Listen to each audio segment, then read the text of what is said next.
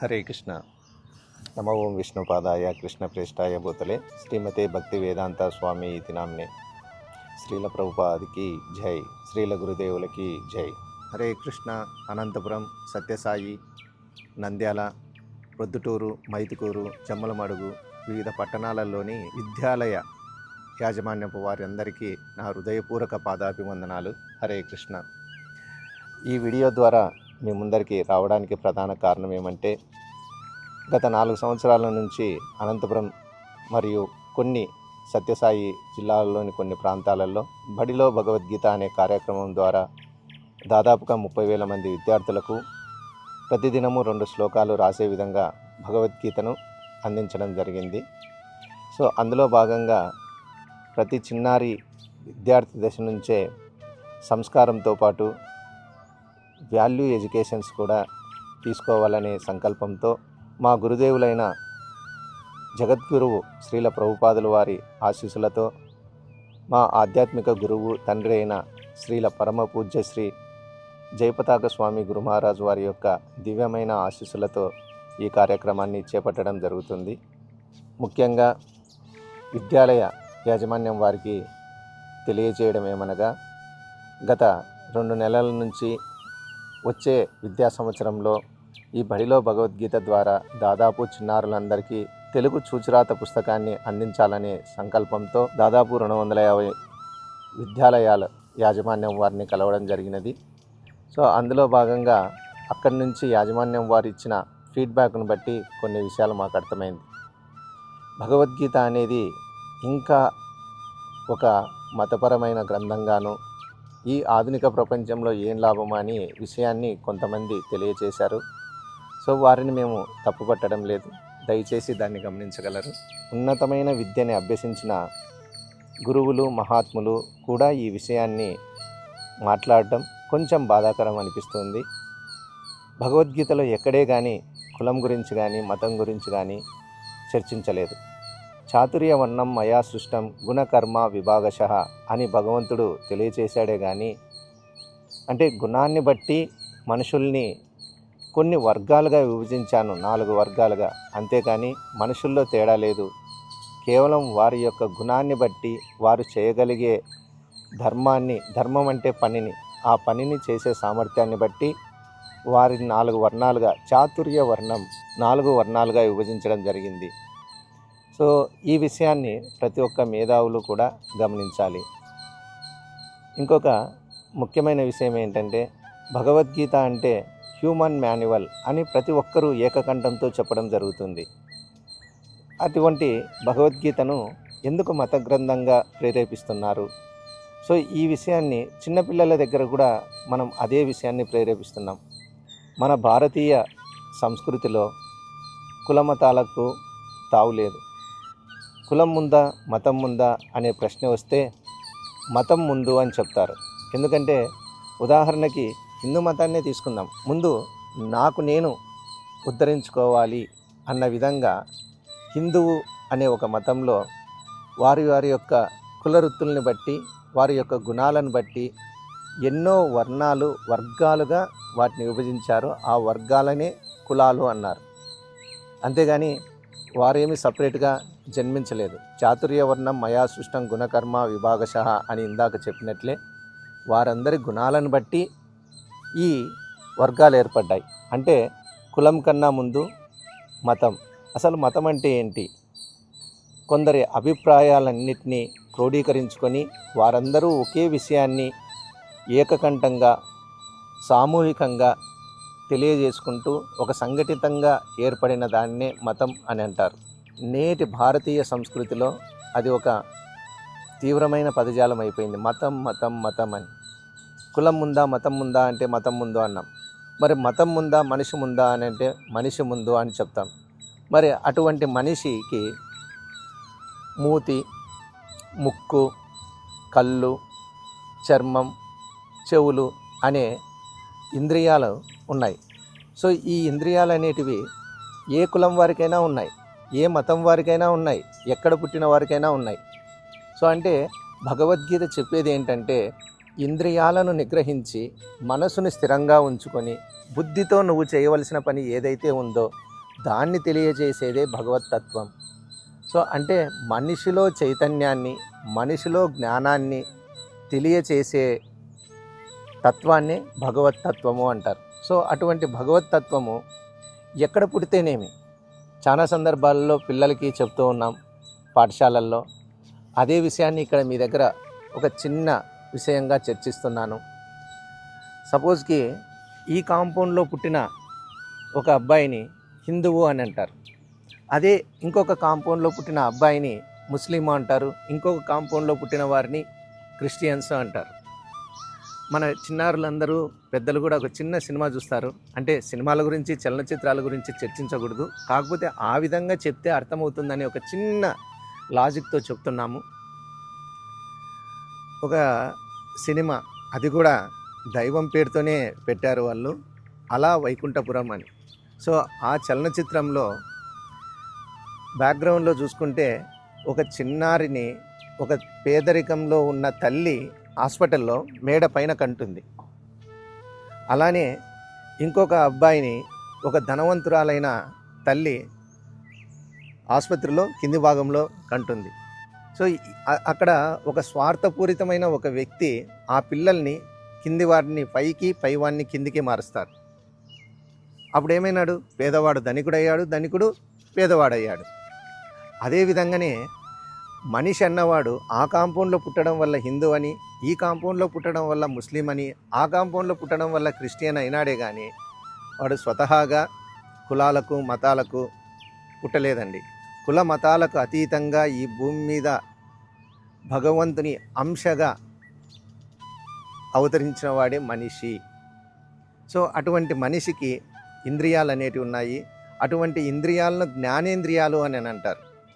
మన పాఠశాలల్లో ఎల్కేజీ నుంచి 10th క్లాస్ వరకు ప్రతి ఒక్క తరగతిలోనూ ఇంద్రియాల గురించి, ఎల్కేజీలో తీసుకుంటే eyes, nose, tongue, teeth, ears, skin, ఇలా జ్ఞానేంద్రియాల గురించి చర్చిస్తాం.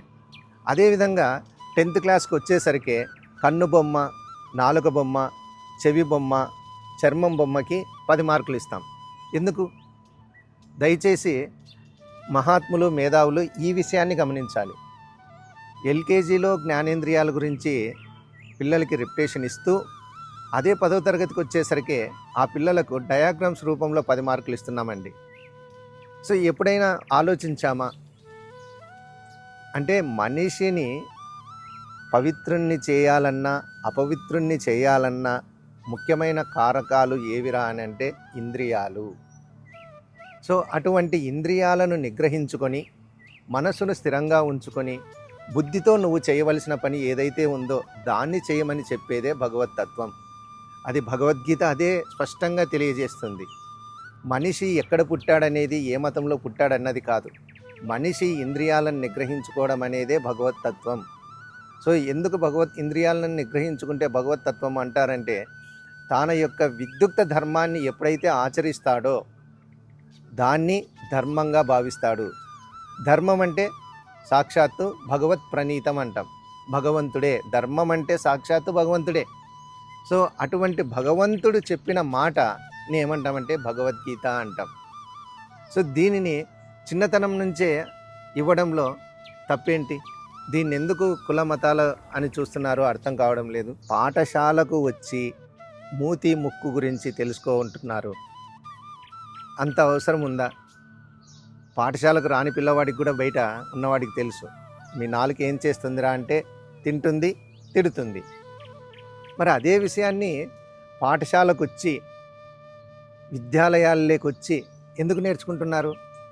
ఇక్కడికి వచ్చి నేర్చుకునే దాంట్లో ముఖ్యమైన అంశం ఏంటంటే, కేవలం నాలుక అనేది తినడానికి, తిట్టడానికే కాదు, దివ్యమైన మన జీవితాన్ని అద్భుతమైన జీవితంగా ఉద్ధరించుకోవడం కోసము ఈ ఇంద్రియాల ద్వారా శాస్త్రాన్ని, సంస్కారాన్ని నేర్చుకోవడానికి విద్యాలయాలకు వస్తారు. సో కాబట్టి ఇంద్రియాలను ఉద్ధరింపజేయడం కోసము భగవంతుడు చెప్పిన మాటే భగవద్గీత. సో అటువంటి భగవద్గీతను చాలామంది చర్చించారు భగవద్గీత అద్భుతమైన గ్రంథము అని. మనం ఈ మధ్యకాలంలో చూస్తున్నాము ప్రపంచ దేశాలన్నీ ఏమిటితో కొట్టుమిట్టాడుతున్నాయి అని అంటే, ఒకప్పట్లో దారిద్ర్యంతో కొట్టుమిట్టాడేటివి, ఆకలితో కొట్టుమిట్టాడేటివి, కానీ నేడు యుద్ధాలతో కొట్టుమిట్టాడుతున్నాయి. ప్రతి ఒక్క దేశంలోనూ ప్రజలు గుబులుమంటూ ఉంటున్నారు. ఎందుకు? ఎవరి యొక్క విద్యుత్ ధర్మాన్ని వారు నిర్వహించితే మిగతా వారికి అశాంతి అనేది ఉండదు. భగవద్గీత 3వ అధ్యాయంలో 26, 27, 28 శ్లోకాలలో చెప్తారు, ఎవరైతే శ్రేష్టమైన వ్యక్తి ఉంటాడో వారు సామాన్యులని భయభ్రాంతులకి గురి చేసే విధంగా ఉండరాదు. ఎప్పుడైతే ఉన్నతమైన వ్యక్తి పామరులను కూడా దండించకుండా తాను చేస్తూ ఇతరులకి ఆదర్శప్రాయంగా ఉండాలి అని సూచించారు. కానీ మారుతున్న కాలం కొద్దీ ఇంద్రియ తృప్తి మీద, ఇంద్రియార్థాల మీద పేటరేగిపోతున్న మన మనస్సుని కట్టడి చేయడం అనేది అది సాధ్యం కాదు. కానీ ఈ ప్రపంచ దేశాలన్నీ ఒక్క విషయంలో ముందరికి పోవాలని చూస్తున్నాయి. అదేంటా అంటే, అద్భుతమైన ఆయుధం అంటూ వారి దగ్గర ఒకటి ఉండాలి అని. అద్భుతమైన ఆయుధం వారి దగ్గర ఉన్నప్పుడు మిగతా దేశాలన్నీ వారికి భయపడతాయి. మరి అటువంటి అద్భుతమైన ఆయుధాన్ని ప్రపంచ దేశాలన్నీ తయారు చేసుకోవాలనుకుంటున్నాయి. సో అటువంటి గొప్ప అణ్వాయుధాన్ని తయారు చేసిన ప్రపంచ దేశాల్లో అగ్రదేశం ఏంట్రా అంటే మొట్టమొదటిసారి అమెరికా. అది తయారు చేసిన అణ్వాయుధం పేరు మీ అందరికీ తెలుసు, న్యూక్లియర్ అణుబాంబు. దాన్ని హిరోషిమా నాగసాకి మీద ఆ దేశ భూభాగం మొత్తం కనీసము నివాసయోగ్యం కాకుండడమే కాకుండా తినడానికి తిండి కూడా లేని విధంగా భూమిని నాశనం చేసి పెట్టేసేసింది. సో అటువంటి న్యూక్లియర్ బాంబుని తయారు చేసిన ఓపెన్ హైమర్ అనే శాస్త్రవేత్త కూడా చెప్పాడు. ఆయన చెప్పిండేది ఏమంటే, తన తోటి శాస్త్రవేత్తలందరూ ఈ న్యూక్లియర్ బాంబు వలన ప్రపంచ దేశాలన్నీ నాశనమైపోతాయి, మనిషి యొక్క మనుగడ కూడా అంతరించిపోతుంది అని అన్నప్పుడు నేను విన్నదే, నేను ఓపెన్ హైమర్ని వ్యక్తిగతంగా చూడలేదు, వీడియోస్ ద్వారా, పేపర్ల ద్వారా, మ్యాగజైన్ల ద్వారా నేను కూడా విన్నదే. అప్పుడు ఆయన అన్నాడని ఒక ప్రముఖమైన వ్యక్తులు చెప్పడం నేను వీడియోలో గమనించాను. ఆ మాట ఏంటంటే, మన విద్యుత్ ధర్మాన్ని మనం పాటిస్తున్నాం, సో దీన్ని మన దేశ ప్రయోజనం కోసమే దీన్ని అందిస్తున్నాం, కానీ మనం అన్యదా కాదు. ఏది ఏమైనా దీన్ని ఉపయోగించే పాలకులు దాన్ని సద్వినియోగం చేసుకోవాలి, కానీ మన పని కర్మణ్యేవాధికారస్తే మా ఫలేషు కదాచన, మనం పని చేయడమే కానీ ఫలితాన్ని మనకు ఆశించే హక్కు లేదు, అదంతా యజమానికి ఉంది అని. సో ఇదే విషయాన్ని మనం ఇండియాలో ఇండియన్ న్యూక్లియర్ బాంబుని కనిపెట్టిన వాళ్ళల్లో, అంటే కనిపెట్టిండేది కాదు, ఆ న్యూక్లియర్ బాంబుని తయారు చేయడంలో మీకు తెలిసే ఉంది, రాజస్థాన్లో దీన్ని అప్పట్లో ప్రయోగించారు. సో అమెరికా శాటిలైట్ వారికి కూడా తెలియకుండా ఎంతో గోప్యంగా మన యొక్క ఉనికిని చాటి చెప్పుకోవడం కోసం అప్పటి సుపరిపాలకులు దీన్ని శాస్త్రవేత్తల ద్వారా దాన్ని తయారు చేశారు.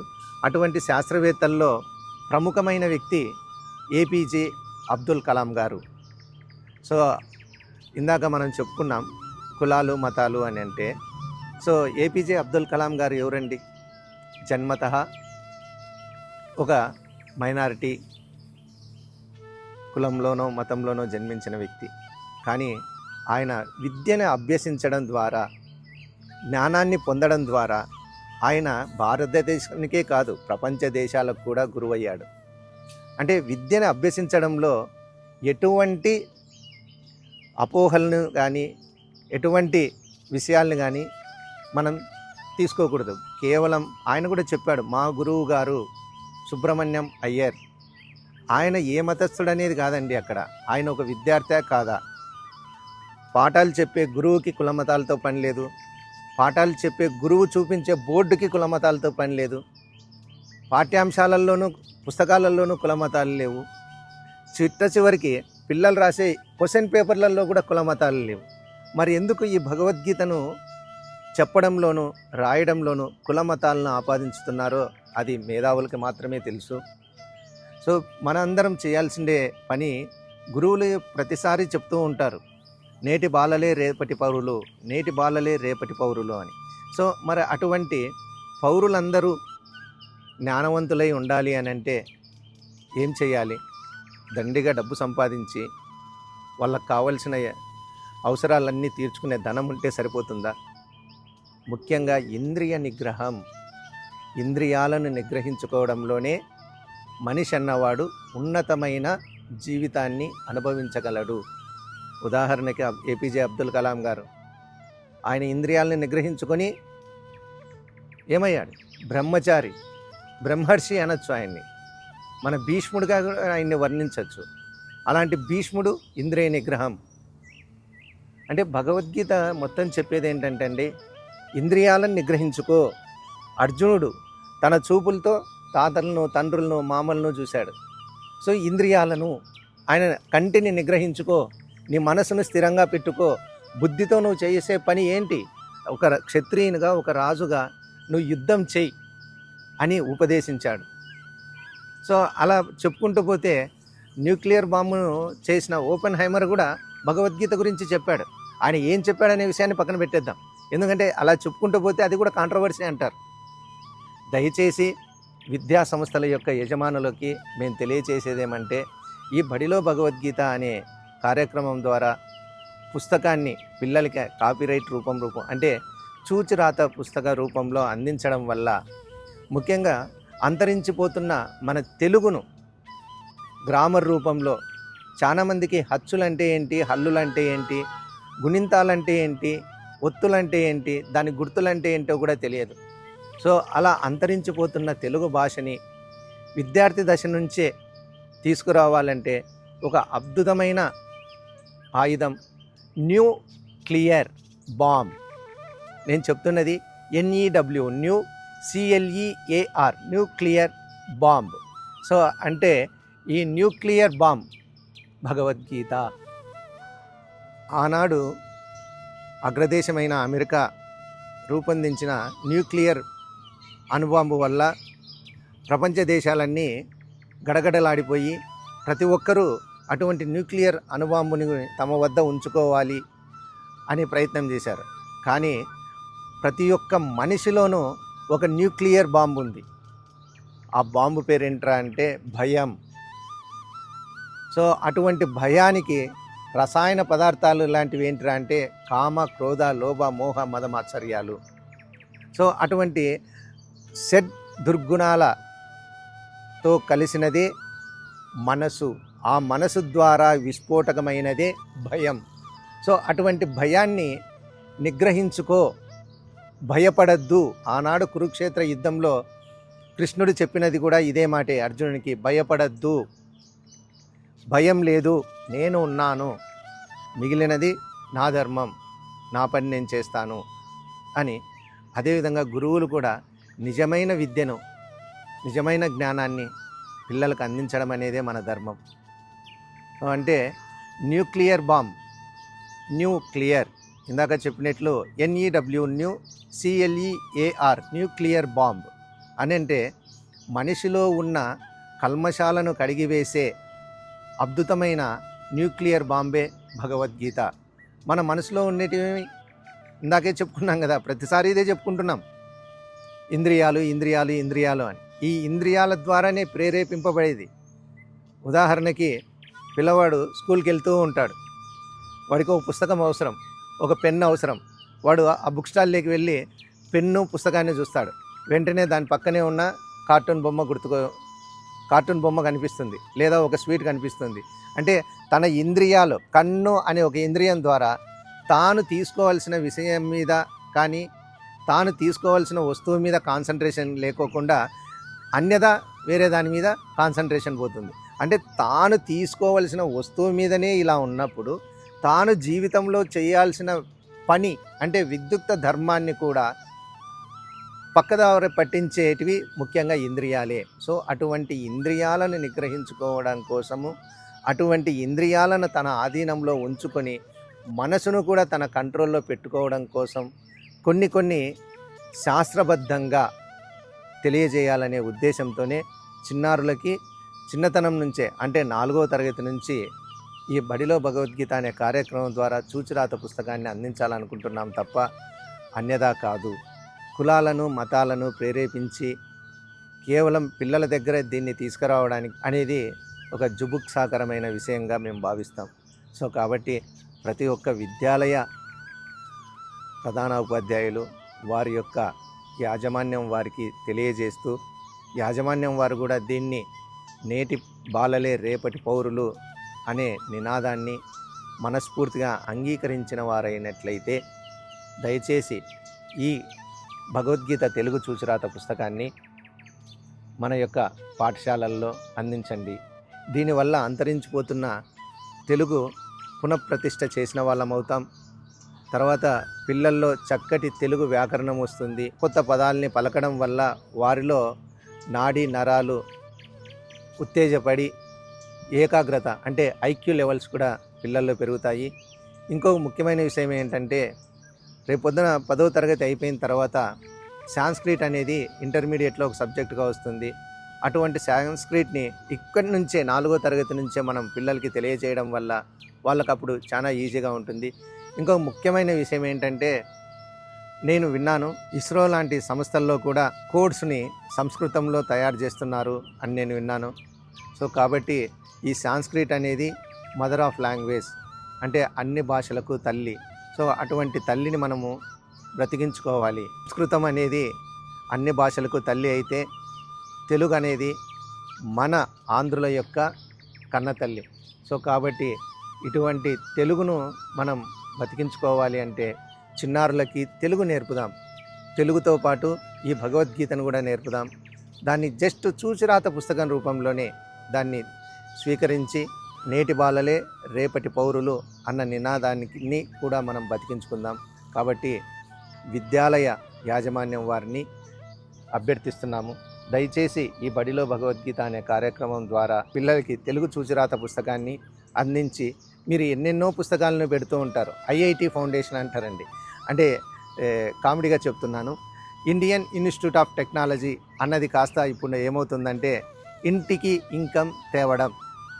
చూడండి, ఏ బీటెక్ విద్యార్థిని వాడు ఎక్కడ చదివినా అబ్బాయి IIT Chennai, IIT Mumbai, IIT ఢిల్లీలో ఎక్కడ చదివినా చిట్ట చివరికి మనం అడిగే ప్రశ్న ఏంటి, ప్యాకేజ్ ఎంత అని. సో కాబట్టి మనం ప్యాకేజీల కోసం పరుగులే కాదు, మన సంప్రదాయాన్ని మన సంస్కారాన్ని కూడా తెలియచేసే దివ్యమైన గ్రంథం భగవద్గీత. ఇది కులానికి మతానికి అతీతమైనది. అందుకే భగవద్గీతను హ్యూమన్ మాన్యువల్గా పరిగణించారు. సో వీటిని విద్యాలయ యాజమాన్యం వారు దృష్టిలో ఉంచుకొని ఈ కార్యక్రమాన్ని ముందరికి తీసుకెళ్లాలని కోరుకుంటూ, ఇంతవరకు ఈ కార్యక్రమాన్ని ముందరికి తీసుకువెళ్తున్న అనంతపురం సత్యసాయి జిల్లా పాఠశాల యాజమాన్యం వారందరికీ మా హృదయపూర్వక పాదాభివందనాలు తెలియజేసుకుంటూ, హరే కృష్ణ.